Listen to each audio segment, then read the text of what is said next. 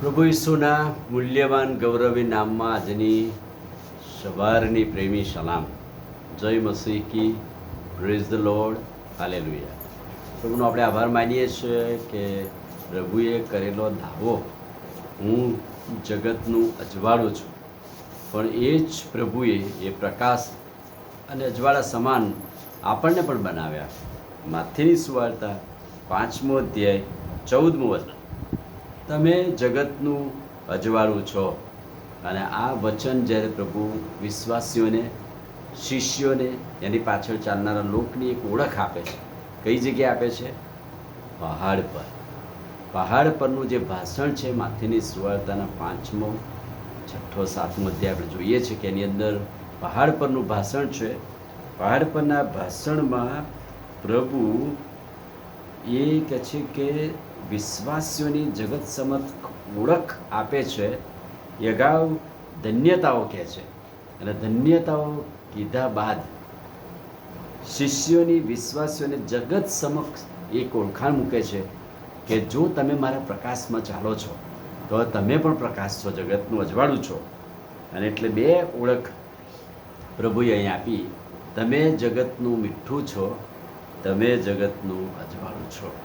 તમે જગતનું અજવાળું છો કે અગાઉ પ્રભુએ પોતે દાવો કર્યો કે હું જગતનું અજવાળું છું. હવે પ્રકાશ કે અજવાળામાં જે કોઈ ચાલે છે તેની ઓળખ એ છે કે તેઓ પણ હવે જગત સમાન, દિવ્યો સમાન, અજવાળા સમાન પ્રગટ થાય અને પ્રભુનો મહિમા થાય. પ્રભુ એ બતાવવા માંગે છે કે હું જગતનો પ્રકાશ છું, અને તમે પ્રકાશમાં આવ્યા છો તો હવે તમે જગત આગળ મને રજૂ કરો, જગત આગળ મારો પ્રકાશ મૂકો.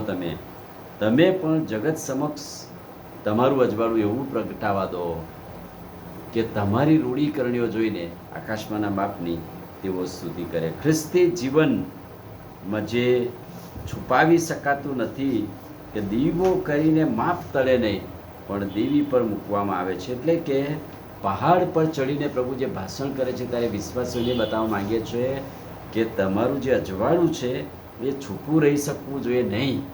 એને કહે છે કે દીવો કરીને માપ તળે નહીં, પણ દેવી પર મૂકવામાં આવે છે. ત્યારે ઘરનાને સઘળાને તે અજવાળું આપે છે. પ્રકાશ કે અજવાળાનો હેતુ દિશા બતાવવાનો છે. અંધકારમાં બેઠેલા લોકો છે એમને દિશા સૂચક મળે, એમને સાચો માર્ગ મળે. માટે કહે છે કે પ્રકાશનો હેતુ એ છે દિશા બતાવવાનો, જગત સમક્ષ આશા આપવાનો, જગત સમક્ષ પ્રકાશ ફેલાવવાનો, અને ન્યાયપણાથી પ્રભાવશાળી કરવા માટે જગતના અજવાળા સમાન બનાવો. તમારું અજવાળું લોકોની આગળ એવું પ્રકાશવા દો કે તમારી રૂઢીકરણીઓ જોઈને આકાશમાંના બાપનો તેઓ મહિમા પ્રગટ કરે. એટલે કે પ્રકાશનો હેતુ એ છે દિશા બતાવવાનો, સાચી રાહ બતાવવાનો. પણ પ્રકાશ કે અજવાળું એ પ્રગટ કરે છે કે કંઈ પણ છૂપું રહી શકતું નથી, બધું જ ખુલ્લું છે. એટલે અજવાળા આગળ આપણે આવીએ છીએ ત્યારે આપણે પોતે ખુલ્લા થઈએ છીએ. આપણું અજવાળું બીજા આગળ પ્રકાશ સેવા દઈએ છીએ ત્યારે તેઓ પ્રભુ ઈસુ ખ્રિસ્તને જોઈને પ્રભુનો મહિમા પ્રગટ કરે છે. એટલા માટે પ્રભુએ કહ્યું કે હું જગતનું અજવાળું છું, પણ પ્રભુએ આપણને પણ કહ્યું કે તમે જગતનું અજવાળું છો. આમીન. પ્રાર્થના કરી. ભલા પ્રભુ, આજે સવારે તમારા અદ્ભુત અને ખાતરીદાયક વચનને માટે આભાર. જગત સમક્ષ અમારી ઓળખાણ તમે અજવાળું આપીને કરી છે. પ્રભુ, અજવાળાના દીકરાઓ બનીને તમારો મહિમા પ્રગટ કરવા અમારી મદદ કરો. પ્રભુ ઈસુના નામમાં માંગીએ છીએ, સાંભળો ને માન્ય કરો. આમીન. God bless.